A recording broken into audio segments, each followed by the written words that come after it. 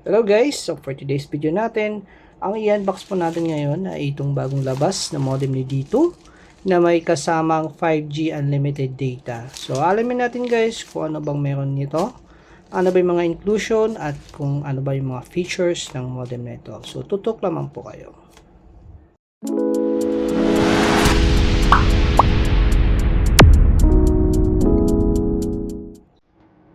Okay guys, so itong modem nito ay nabili natin siya sa D2 app sa halagang 1,490. So, yung talagang regular price nito is 1,990. And then, nakakuha po tayo ng less 500 na voucher sa kanilang sa app, ano. So, kung bibili kayo nito guys, be sure na bibilhin nyo po siya sa D2 app. So, huwag po kayo bibili sa iba.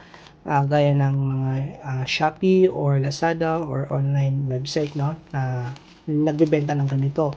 Kasi mabibili mo siya ng 1,990 talaga. So, hindi mo ma-avail yung 500 na voucher. So, mas maganda, bilhin mo siya sa dito app dahil doon po ay may less na 500. Okay, so ito na, dumating na guys yung order natin at titignan natin. So, 5G modem po ito na may kasama ding 5G unlimited data for 1 month. Ano? So, tignan natin siya guys kung ano bang mga inclusion, mga features niya, no? Okay. So, ito yung SIM kasama. Yan. So, open natin siya.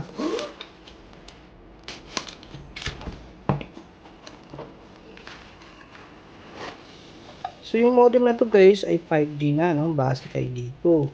So, napakamura po na ito para sa isang 5G modem na nagkakalaga ng around 1,500, ano? May voucher kayo.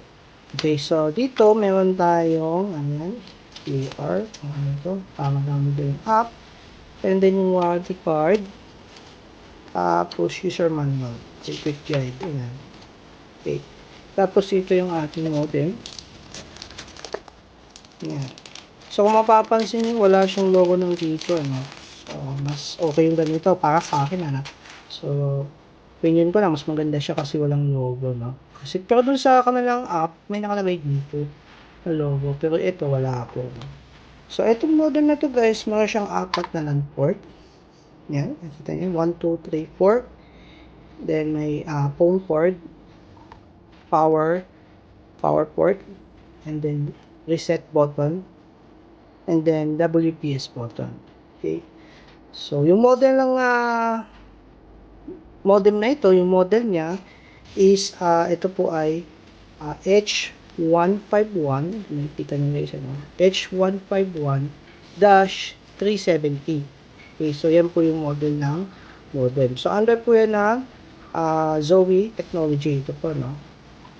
So ito yung tsaka ng modem guys. Simple lang siya. Nakikita nyo, pero 5G po ito. So base dun kay dito ay mayroon po itong cap limit. So ibig sabihin yung speed niya ay may cap, ano, so up to 150 Mbps. So yun nga lang guys, since 5G siya, so expect natin na around maglalaro siya around to 600 Mbps pataas, ano. So 5G siya, pero ito nakalock po siya sa 150 Mbps.